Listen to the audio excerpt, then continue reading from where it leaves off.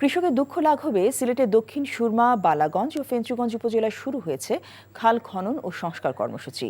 Pilot প্রকল্পে ৩ উপজেলার অন্তত ৪টি খাল খনন কাজের উদ্বোধন করেন সিলেট ৩ আসনের বিএনপির সংসদ সদস্য এম এ মালেক।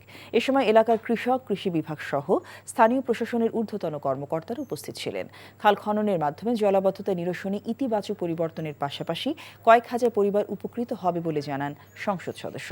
বর্ষা মৌসুমের আগেই কাজ শেষ হওয়ার আশাবাদ ব্যক্ত করেন তিনি। আর এর মাধ্যমে কৃষি ও মৎস্য চাষে নতুন আশার আলো দেখছেন কৃষকরা। আমরা আশা করছি এই খাল খনন কর্মসূচি বাস্তবায়ন হচ্ছে, ইনশাল্লাহ হবে, এবং এটাতে কৃষকরা বেনিফিট পাবে এবং আমরা কৃষকরা তার আনন্দ ফিরিয়ে পাবে এবং এই খরার মৌসুমে এখানে মাছও পাওয়া যায়।